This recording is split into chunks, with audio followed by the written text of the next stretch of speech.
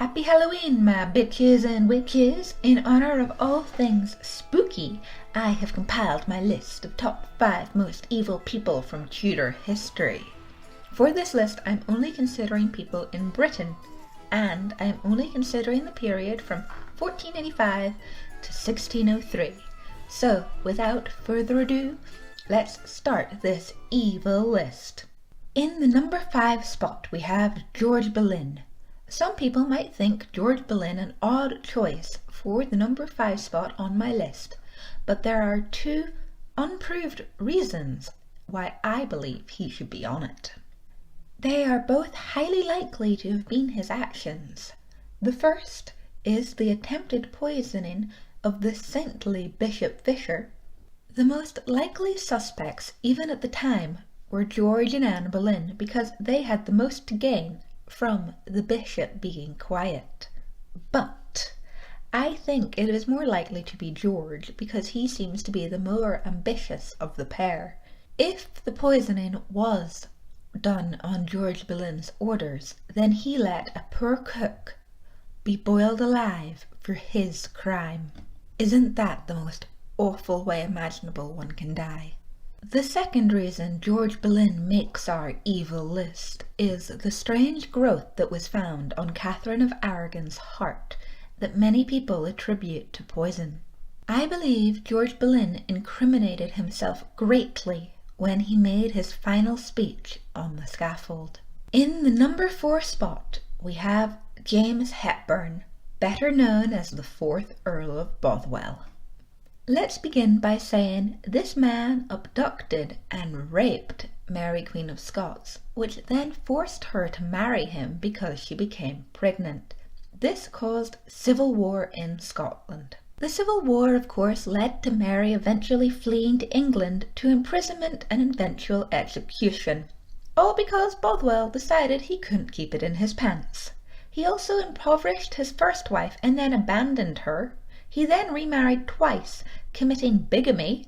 It irritates me no end that people seem to like to romanticize Bothwell when he was really a kidnapper and simply power-hungry with little to no regard for women or human life.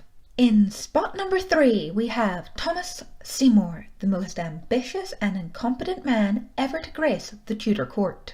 His ambition and jealousy towards his older brother caused him to act extremely cruelly to the people closest to him that he should have protected.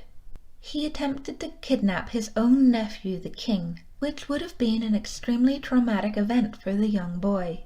He also molested his stepdaughter, the king's sister, the Lady Elizabeth, in front of his poor pregnant wife, breaking her heart. After his wife Catherine Parr's death, he attempted to marry the Lady Elizabeth, essentially committing treason and putting the poor girl's life in danger through no fault of her own. All of Thomas Seymour's cruelties were committed close to home, meaning he gave very little thought to people's feelings or the people that loved him. I believe Thomas Seymour's cruelties were born out of jealousy towards his older, more successful brother, Edward. But that does not justify his cruel and reckless actions. In spot number 2, we have Mary I. Nicknamed Bloody Mary for her burning of 300 Protestant heretics, there is no surprise she is on my top 5 most evil list. Mary's justifications for the burnings are the reason she makes my list though, because she was trying to obsessively undo the injustices done to her mother by burning people alive at the stake. What a very horrible way to die.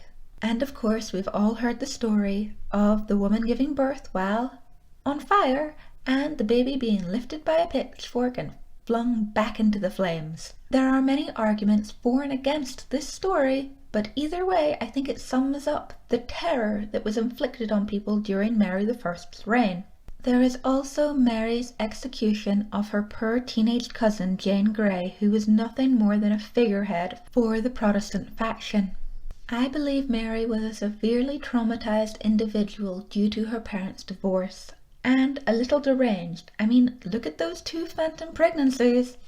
In the coveted number 1 evil spot, we have John Dudley, the first Duke of Northumberland. He was responsible for the execution of most of his family, and his poor, innocent daughter-in-law, Jane Grey, who he arranged an entire coup around without her knowledge. He was also instrumental in getting rid of and executing Edward Seymour, depriving the young king of his last uncle.